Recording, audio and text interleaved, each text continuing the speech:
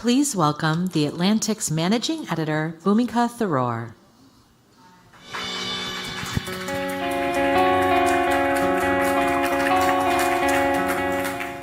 Hi, good morning. I'm Bhumika Tharoor, managing editor at The Atlantic, and I'm so thrilled to welcome you all to Atlantic Reads.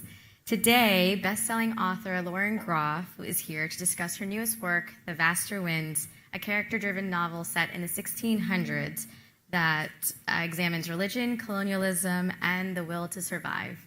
A bit of housekeeping before we begin. Please silence your cell phones, but keep them close by. In case you hear anything that inspires you, we'd love for you to follow along on social media and share your experience using the hashtag TAF23. And with that, let's welcome Lauren Groff and Atlantic Managing Editor Andrea Valdez. Thank you.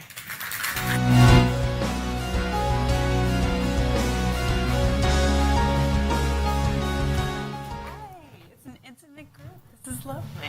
Yeah, hello. Thank you all for coming. And I'm so excited to talk to you about your newest book, The Vaster Wilds. You've called this book the book you hold closest to your heart. So thank you for sharing it with us. I'm sorry, I could probably do this myself, but would you mind giving us a short description of the book? Because I'm sure people would rather hear from you what you think it's about. Sure. So this is my 1609-1610 Jamestown, Virginia book. So way back when, in about, I think it was 2013, I was in a doctor's office. And you don't want to touch anything in doctor's offices. It's really gross. But the only magazine that didn't feel horrific was the Smithsonian magazine. And so I was reading along, and I saw this amazing article about Jamestown in 1609, 1610, during the starving time, which was Jamestown is the first permanent English settlement in the New World. And the thing that really struck me was archaeologists had disinterred the bones of one of the people there, and had found that she was a 14-year-old girl and she had been cannibalized, which went into the galaxy of ideas behind my head for a few years. And then I reread Robinson Crusoe, and I thought, oh my gosh, I'm going to write a female Robinson Crusoe set in the starving time. So that's how I describe it. Okay, yeah. Great. Well, okay, since you brought up Robinson Crusoe, you've talked about that, I think, a bit in talking about this book. So how does The Vaster Wilds live in conversation with that book? And I think that there's a notion that it's subverting some of these survival, captivity narratives that exist. And so I'm curious how you put that in conversation with something like Robinson Crusoe. Yeah, so Robinson Crusoe is so astonishing to me as a reader because it's a text that really gives you a view of the mindset of the English people of its time, right? So, which was written in 1719, something like that. Something like that. I don't actually. I recently the only reason I know is I recently read it and was astonished by how well it holds up in terms of the prose. The prose is actually quite easy to follow along, and I was like, when was this written? I was like, 1719. Wow. So that's the only reason I know. It's astonishing, though, right? It is quite astonishing. And the other thing too is, the English people at the time were really into capitalism, right? So what does Robinson Crusoe do when he gets to his desert island? But he starts to work really, really hard because hard work equals moral good. And, the first human being he encounters, he enslaves. And that's also English of the time, right? So I was like, I think the thing that my book I wanted to do was sort of see the way that the mindsets of the time are sort of embodied in my protagonist, and then have those fall off during the course of her travail, of her course through life. And the other thing is, as you brought up, I did want to talk about captivity narratives too, which for those of you who, it's been a while since American history, we're some of the first American literature, right? So there are these narratives of white people, Christians, who had been captured on the frontier by Native Americans, and then the narrative after was usually as told to, though Mary Rowlandson wrote her own. And and they were used as propaganda, right, in order to justify the Western expansion and all of the genocide of the time as well. And so they're really fascinating documents in and of themselves, and really troublesome too, right? They're really difficult. And I think, this is my take, and it's probably, I would have to talk to a literary historian in order to see how I'm wrong, but I do think the frontier narrative grew out of that, out of captivity narratives, with the lone individual, with nature sort of seen as enemy as opposed to something in which we all participate. And of course, the frontier narrative became hyper-masculine over time. And so just the mere insertion of my female main character sort of subverted, I guess, the frontier narrative in some ways too. The captivity narrative that I'm writing here is almost an anti-captivity narrative. And she's being held captive not by Native Americans, but by her own group of people, right? Her own civilization that she comes from. Yeah, and just to kind of, I think, explain for people who haven't read the book, this young girl, she's brought to the Jamestown colony settlement as a servant and runs away, and the book follows a lot of her survival in the wild. You've said that this book explores things you're obsessed with, and you said faith in God, the culpability of religion when it comes to the way we interact with nature, what it means to be a woman in the world, the need for human beings to find themselves in community, as well as raw, naked ingenuity in survival. So basically, dinner table topics that we all talk about. I wanted to go through some of this list with you, but first off, I wanted to ask about faith in God. This is a theme that's come up in this book. It was very present in The Matrix, which was a book you wrote in 2021 that followed a 12th century, as I think we described it, a radical 12th century nun. I'm curious, why are you so obsessed with faith in God right now? What is that? What is the role of that in your life and in your work and in your art? Well, no big deal. Small things. I was raised Presbyterian, right? And the type of family, we went every single Sunday for the 3-hour, very long, very hard-pewed experience of church. The choir, they tried their best. It wasn't great. So it wasn't like a pleasant experience, but I was really, I was a very fervent child. I needed something to believe in that was larger than me. And so I had this Bible, I can still smell it, right? It has a very particular smell, and the feel of the very soft pages that are gilded. And I would read all night. I would read the Bible all night to feel like the larger narratives, the larger stories sort of wash over me, and that I became small within a larger narrative, something that made some sort of sense to other people. So I was a deep believer back then. And over time, that got transformed into deep belief in literature, where I found the same fervency and the same feeling of being part of a larger story. And then eventually, I think my now obsession with God and religion came out of becoming a mother. And there's nothing more animal that I think humans experience other than maybe being born and dying. But to have a person, within my body, it really turns you into like a beast, right? And suddenly you've got something outside of you with a heart that's also your heart.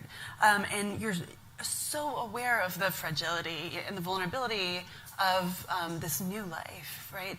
In a way that I think I've never really quite experienced. So literature just wasn't cutting it anymore. It wasn't large enough. Because human imagination is small, smaller than the grand eternal mysteries, at least.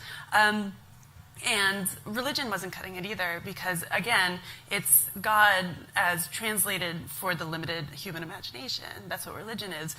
So I had to find my own way, and I'm still looking. I haven't found it, but I think it feels urgent to search for some way to come in contact with the vast eternal mysteries. And in some ways, too, I go back to the transcendentalists often because they have a sort of secular sacredness, which is really kind of astonishing to me. The sub-story, one of the subtexts of this book, The Vaster Wilds, is Nature by Emerson. It's this wonderful essay where he talks about becoming a transparent eyeball. Right? He's out in nature, and nature's washing over him, and it becomes something that cues him, and so he almost there's no resistance to nature. And so he feels like he almost becomes God as he's sort of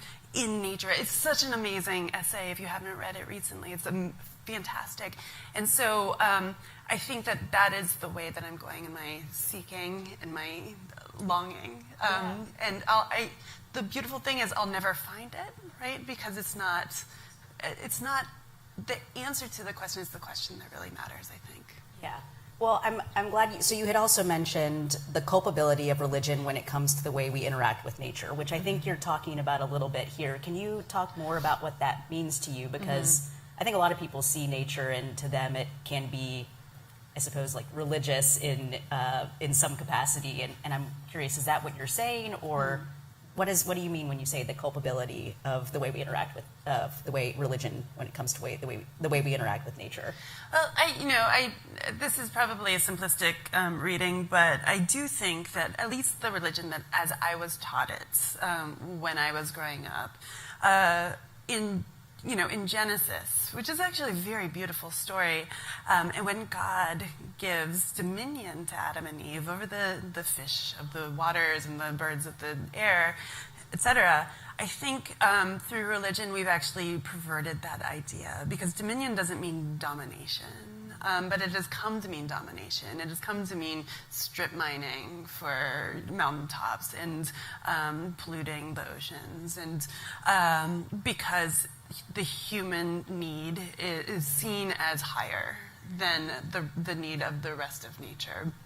When I think it's just a misinterpretation, right? It's a missing idea of humanity being just a tiny, maybe shining thread in the vast warp and weave of nature itself, right? We are just a small part of it. And if we were to have the humility not to put ourselves in a dominant position, then we would not have come to where we are now, which is the Anthropocene, right? The chasm is roaring. Yeah. Well, you write like with such vivid imagery about nature in this book, and I mean in all of your books, really. It's something that you've done quite a bit. Do you consider yourself responding to the climate crisis in your work, or do you consider them climate activist books? Well, not activist books, Okay. because I don't think fiction does that. I think fiction just asks questions. I don't think it answers anything. But I do see them as a part of the conversation, because I think, and this is my take on what art is, but art does grapple with the urgencies of the time in which it's made, I think, and it subverts a lot of the givens. That's what makes it art. And of course, I'm writing in this book, in Matrix, about the time of the past, but you can do amazing things about talking about contemporary issues through a slant-wise mode, right? If you're talking about the past, or the present through the past, you can talk about, you can speak on a larger canvas in some ways. You can talk about the Anthropocene, about climate change, without scaring off very, very tender and scared people already, right? I think that's part of the climate writing that's coming out is so, people are terrified, right? And they don't want to pick it up because it's so scary to read it. So we can have these conversations, and I think that's something that fiction does really well, is that it offsets these conversations. You think that you're reading a book about 12th century nuns, and then in that book, right, Marie goes out and she destroys a lot of the nature around her in order to build something. And so there's this conversation about what it means to be a human, making structures in the world and putting the needs of humans first, right? So they are deeply engaged with that specific urgency, but they're not activist books, of course, I think. Yeah. Well, so can you talk a little bit about how you interact with nature? I mean, again, because of the vividness of your imagery and the way that you write, I mean, the adjectives you use, the descriptions you use, I find them just like very deeply satisfying because it conjures an image. When you're out, can you talk about how you look at nature, how you observe nature? Are you the person who, when you're on a hike, you're like, that's a dogwood, and that's this, and that's that? Like that person who you're like, I look at them like, that's a tree, that's a flower. So I'm curious to know, what is your own interaction with nature, and how much research are you doing so that you can really observe and see it? Mm-hmm. Yeah, one of the things I strive to do is to be that kind of person, but I often interpret what the tree is, and I'm like, it's that's hard. a dogwood, but it's not. Right? It's a red bud. I try really hard. But I'm always trying to get back to that sense one had as a child, where a tree wasn't just a tree, right? It was a very specific tree, right? Where, you saw the intimate texture of the tree itself as its own separate thing. And that's what, poets do. Right? That's what I think makes for really great poetry, is the specificity, the understanding of this specific thing being specific in and of itself. A lot of this book was written, my parents have a place in Orford, New Hampshire, which is an old farm. And, my family took over one of the barns. My parents will never have horses, and so we just took one of the horse barns and turned it into a very rustic sort of summer place. And then up on the hill, there's this shack. It's sort of like Thoreauvian shack. And I would go up at dawn every morning with my coffee and my dog, and through the woods, which are full of bears, by the way, which I'm terrified of, and go sit. And a lot of times, when I'm sitting and writing, I'm not actually doing a lot of writing. I'm just thinking. I'm staring at the sky. I'm watching the hornets sort of swarm overhead. And that was one of those, the book was built in my subconscious before it actually was built on the page, and that's how it was built, by just sitting and listening and smelling and hearing the coyotes yip in the background, and then the frogs in the pond below. So it's for me, I'm seeking always in nature a way of being within and without at the same time.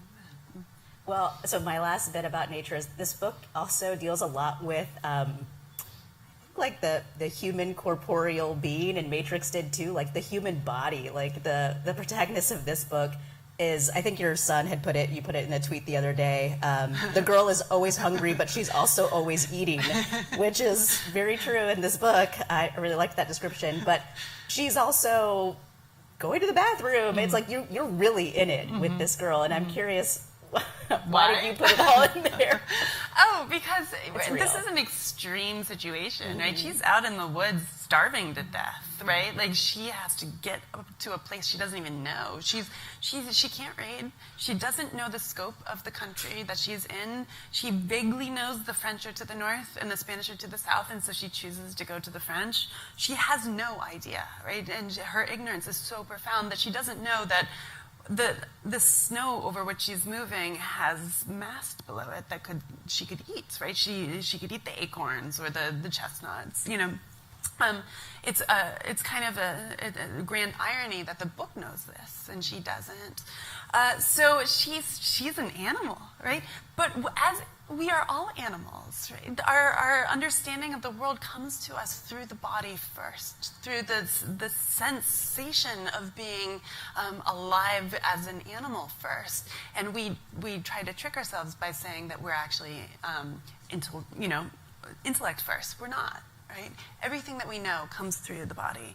So I wanted to revert to that. I wanted to talk a little bit about extremity and physical extremity. Part of this book, one of the seeds of this book is my sister is this wildly incredible athlete. She was in the Olympics in triathlon twice, and now she's an Ironman athlete, and she's winning them. How do you even do one, let alone win one? And I wanted to talk about suffering and sort of the ecstatic experience of being alive at the same time. This is something that I do talk about in Matrix as well, right? the sort of the ecstasy within suffering. And my sister talks about it all the time as well. So, you're in an Ironman, and you're in the marathon that ends the Ironman, and you're in so much pain. And she tells me often that extreme athletes like her build something called a pain cave, which is this it's a mental place that you go into, and it's dark and it's close.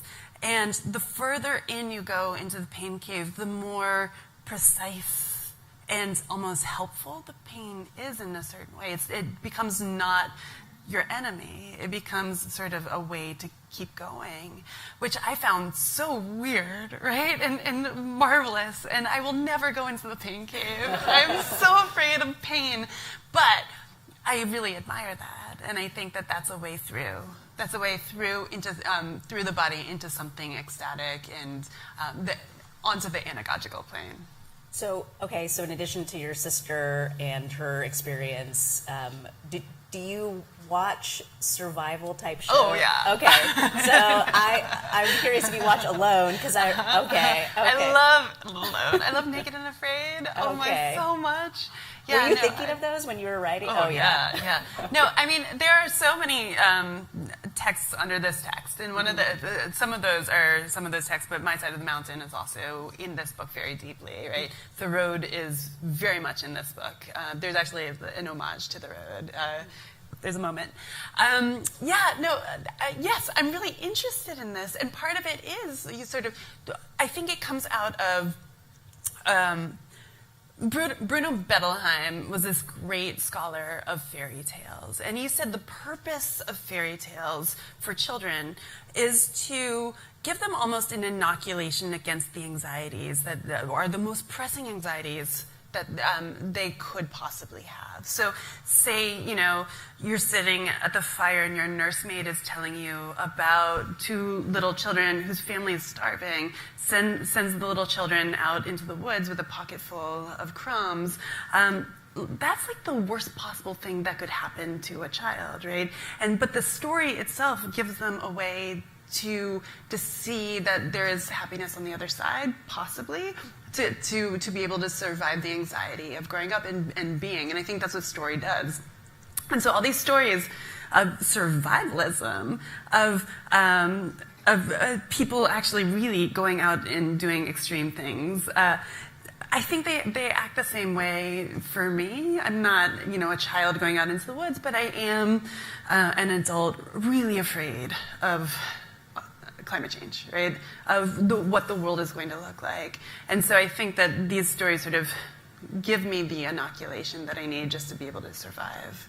You've written about pandemics quite a bit, too. I mean, I think I saw a story that we had in the Atlantic in 2006, maybe, where there was a pandemic featured in that story as well. That's one of my first published stories. Thank you, Atlantic. Happy to do it, of Ella Bard and Aliette, Yes, and so I'm curious, how did you feel? How much was the pandemic on your mind as you were writing Matrix and this book and survival and, basically getting all you can? I was curious how much the pandemic was a part of these books, a strain of these books. So the COVID pandemic wasn't, because I finished the book in 2019, but all pandemics were deeply in this book. So it's just something that I've been preoccupied by for a long time. How come? I read Helen Bryant Voigt's really wonderful book.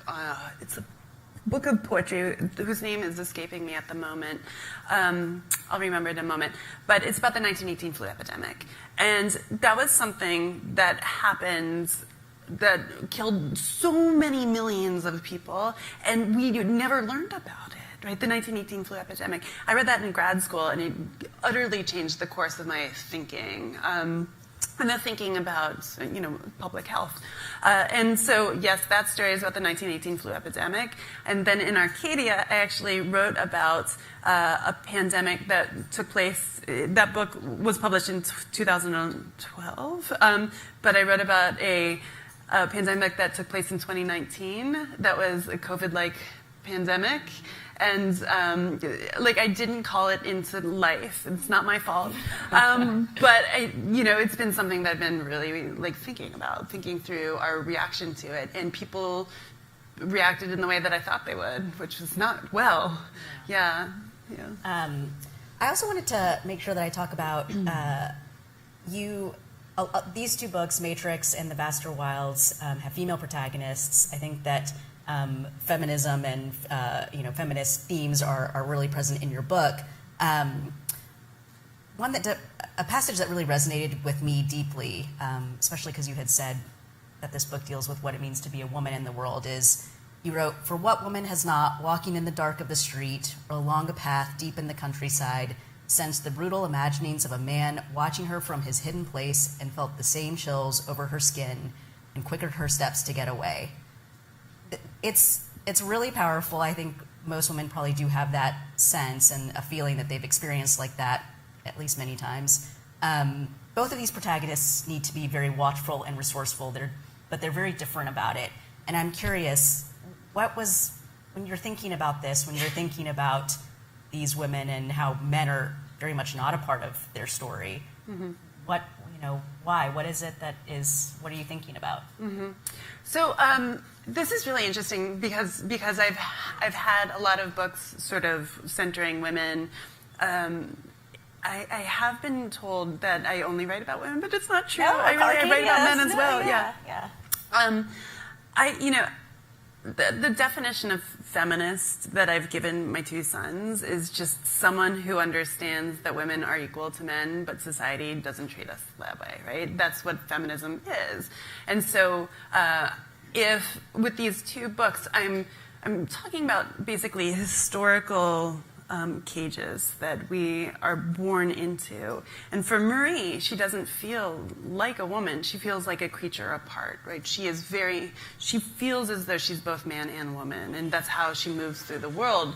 And then for this girl, she has been so browbeaten into being only woman, and poor and orphan and servant, and I'm not of the elect, right? Because at that time, if you're born a girl, I'm sorry, you're not going to heaven, right? So these are some of the ideas about gender that she has taken into herself, and I hope that she begins to sort of shed throughout the book, right? It's really a process of shedding this book.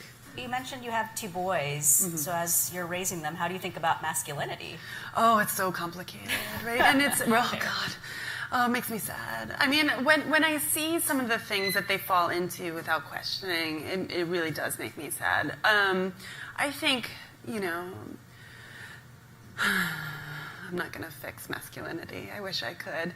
Masculinity isn't in opposition to femininity, but it has put itself in opposition to the feminine.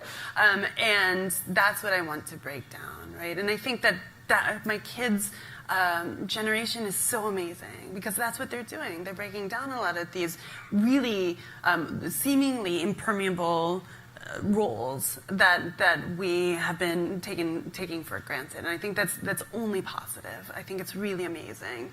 But the Axe body spray rolling down the stairs is so horrific. I don't even know what to do. Yeah, I actually throw it out a lot. Sounds like you do know what to do. And it's so bad. Yeah.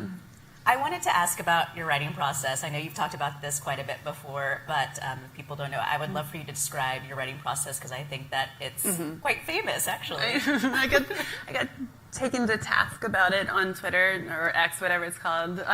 So yes, okay. So it also depends on the project as well. I've written other books and other stories in a different way, but recently with these particular books, this is the way that I've had to do it. So I have OCD. So if I were to write on a computer, it looks so much like a finished draft that I would not be able to do a paragraph in a year, right? I would just be playing with that paragraph and not get anywhere. So a way to break my own limitations, my mental limitations, is to write everything longhand. I cannot read my own handwriting. So I know that the first few drafts, I'm going to go really fast through the draft. The first draft of Vaster, I gave myself only a month after having researched for 6 months. It was 1 month, it was beginning to end. I didn't reread any word that I wrote. I just kept going straight through the book. it was just a mess. Like, nobody could read it, and nobody would want to, right? There's nothing in that book that made it to the final book, but it was a way of just basically brainstorming my way through the first draft and understanding what I didn't know, what I had to research, and what I wanted the story to come closer to. And then I put it to the side, and that act of physically putting it to the side is wonderful in about 10 different directions for me, for my limitations, which is, it's like catharsis, right? It's like a forest fire coming through and burning up everything that is not important and doesn't matter. Everything's gone. The things that remain are vital and living, right? And I'm not worrying about punctuation, spelling, grammar, even the sentences, which I love, right? That's why I got into writing, is because of the sentences. So I do many drafts. I think it was something like 8 or 9 for Vaster, like this. And then my final draft, which takes a lot longer because I'm starting to pay attention to the sentences, to the rhythms of the book, to the way that the story needs to come across, to all of this. I try to read my handwriting, which is impossible to read. And in that failure to read my handwriting, some really incredible words get suggested to me. And I stole this from the poet Anne Sexton. Diane Middlebrook wrote an amazing biography of Anne Sexton, where, because Anne Sexton, she shook a lot because she was on really strong doses of lithium, there was this one poem that she had originally written, running toward God. But in the shaking, she read that as rowing toward God, and rowing is so much better, right? It's more evocative, it's more painful in some ways, right? So I love this. I love like inserting chaos into the process as much as possible, because otherwise I'm too much of a perfectionist. I am too hermetically sealed. I won't be porous enough to allow the magic, right? The magnificence of the world to actually inform the book at hand. Yeah. So you don't reread any draft? Mm-mm. Do you destroy any draft? No, but this is the other reason why putting it to the side is amazing. Is because you slowly start to build notebooks. And so you have this vision, an actual concrete shape of your progress through the book, right? It's not all on the page. Like, you can actually see the way that the book is coming closer physically toward what you want it to be. So these drafts, presumably you save these drafts? Oh, yeah. They're in a box. Okay. Yeah. So let's say, fast forward, let's be real generous, 50 years into the future, and you have an estate now that you're no longer with us. Sorry that we're dreaming about I'll your be 95. dying. Okay, I feel like that's respectable. So all these drafts exist. Do you want them to be available to the public? Is this something where you never want anyone to try to decipher your... I haven't thought that far. Yeah, it's not something you would want to guard your work. I think I keep them in some ways because it is a physical manifestation of all my hard work, right? Having those boxes fill up feels good. But, I don't, even if they were donated to a library or something, I don't think people could read them. They're really that bad.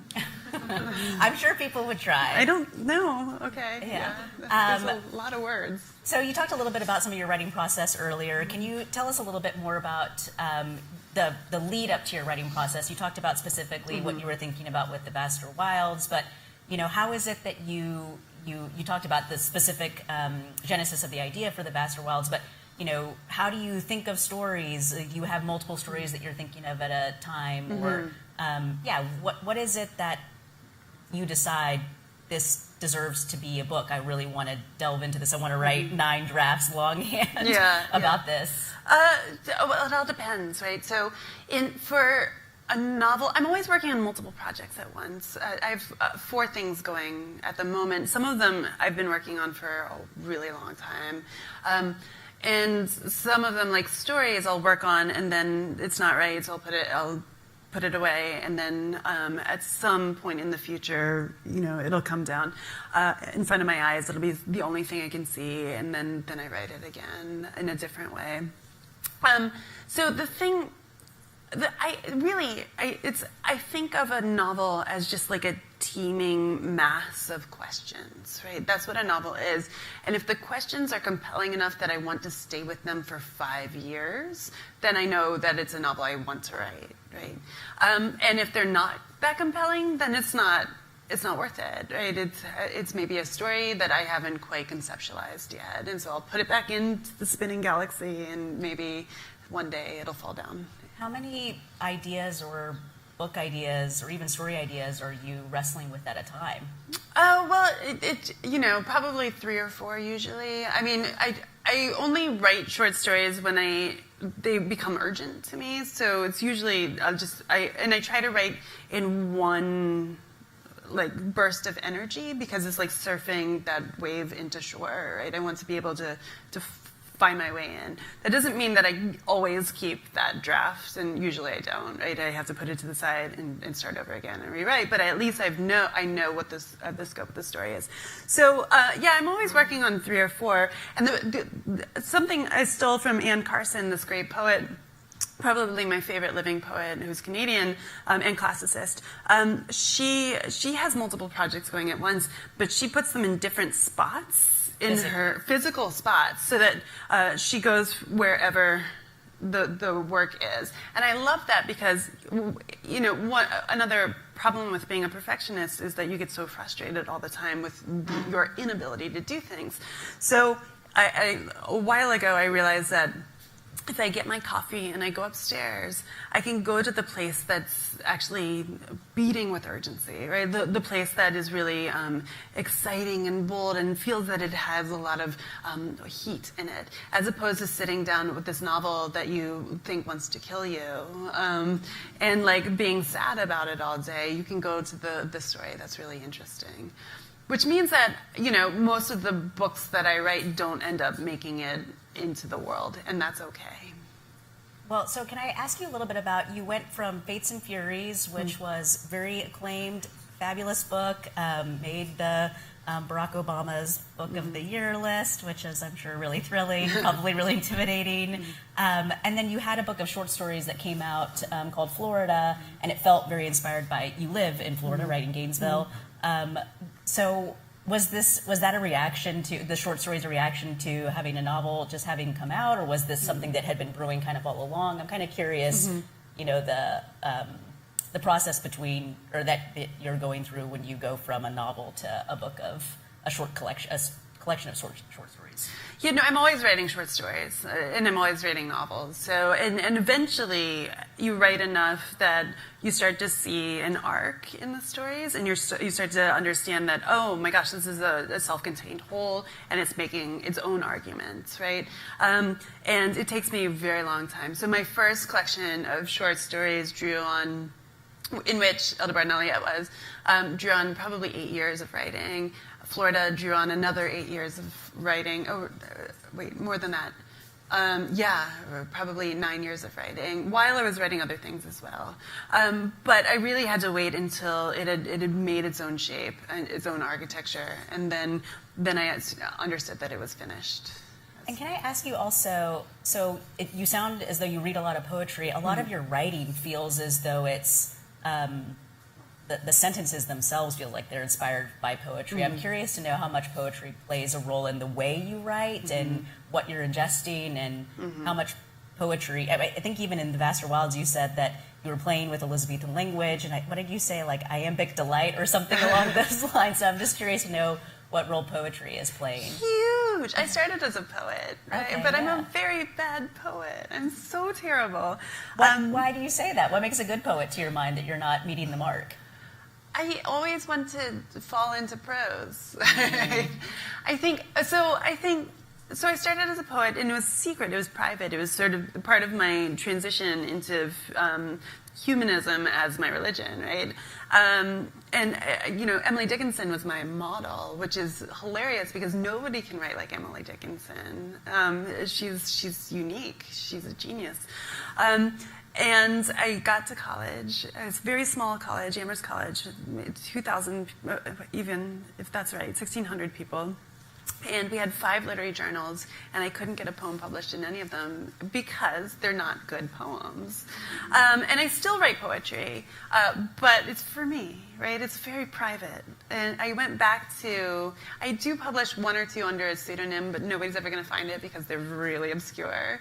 But it's like, it's pure joy, right? I'm not building anything out of the poems, whereas I think even a short story, but definitely a novel, is an accumulation over time. These poems are, brief experiences of delight or rage, probably both at the same time.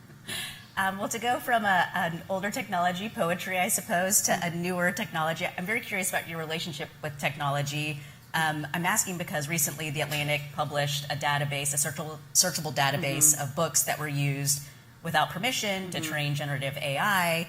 And you tweeted recently, I would never have consented for Meta to train AI on any of my books, let alone 5 of them hyperventilating. Can you say more about your thoughts on these systems and what you think about the material that they use for training? Yeah, I mean, these systems are really just plagiarism machines right now, right? I mean, the beautiful thing about art is that it's not the product, it's the process, right? It's sitting down every day and wrestling with the work. That's what matters. And then at the end, if you're lucky, you have something that someone else can read and bring their own 50% to, right? They're the musicians playing the music. But that's not the reason to make art. The reason to make art is to figure out how to make the art. And so people want to just skip the line and make something out of other people's work. And it feels deeply wrong, and it makes me very angry. I did not consent for them to use 5 of my books to train AI, which is a plagiarism machine. I do not consent for my children to ever write anything using AI, ever. Because if they do, they're cheating themselves of the struggle, right? Of the learning, of the sort of the engagement with humanity, which is art. If you have a computer doing that work for you, you're taking away the purpose of art, which is person to person, right? It's human to human. You're speaking to another human soul. So I feel very, very angry about this. I'm so sorry. I'm not yelling at you. No. Well, I'm curious, do you think that there's a role at all? It sounds like you're having, and that's perfectly warranted, a real reaction to this. Yeah. But do you think there's any role for these in any capacity, maybe as a prompt, or, people who maybe creativity is hard for them to tap into, that they might find some sort of inspiration from this? I'm just curious to know if you think there's a role at all. I think, I'm sure there will be, right? But I personally will not use it. Who am I to judge other people for the way that they make their own work? Except that I do think if you're making a book that was written out of other people's books, you're not writing. It's not a book. That is your book. It's not. I really hope that the Authors Guild takes Meta down and we all get billions of dollars. It's not going to happen, but that is the ideal outcome of this, because it is not fair and it's not right. And our struggle should not be feeding into the pockets of billionaires.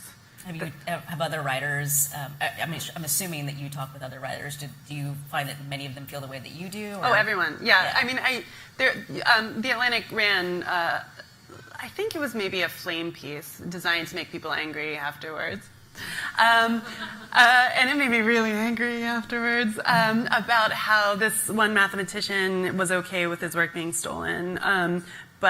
Or a computer scientist, I think, but I'm not okay with my work being stolen. He can't speak for the rest of us, it's fine, yeah.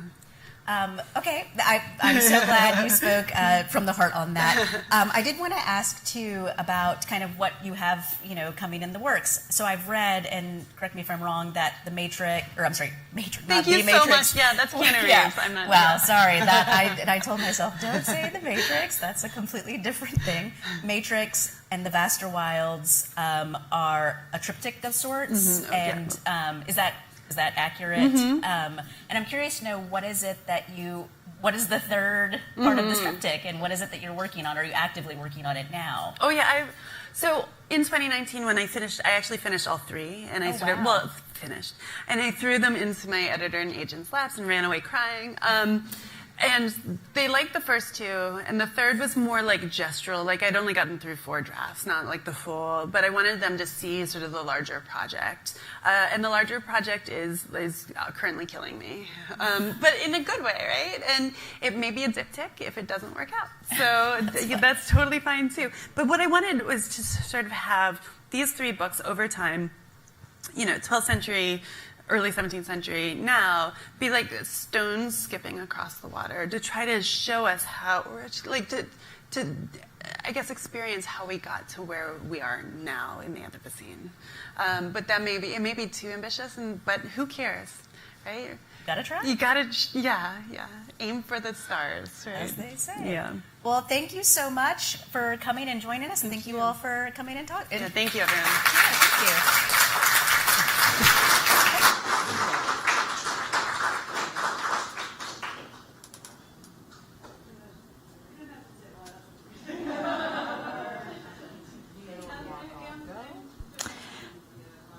Yes, And I think Boomy will come out and give good, some more sorry. details. So we'll have more details about the signing momentarily. Please welcome back to the stage the Atlantic's managing editor, Bhumika Tharoor.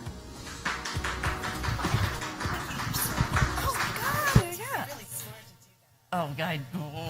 Yeah, this was so great. Conversation. That's still continuing. It was just so good. If you're interested in purchasing Lauren's book, The Vaster Wilds, you please visit our partner, which is Politics and Prose, located actually right up the road at 610 Water Street. And Lauren will actually be there starting at 12:45 doing a book signing, if you'd like to meet her. We wanted to thank you all for joining us today and to inform you that the Idea Stage will begin shortly at 1 p.m. at Arena Stage. Be sure to check our site, theatlanticfestival.com, or the My Agenda page for the full schedule. And if you're interested in exploring more of the Atlantic, we would encourage you to subscribe at theatlantic.com. And if you're already a subscriber, we thank you for your subscription. Thanks so much.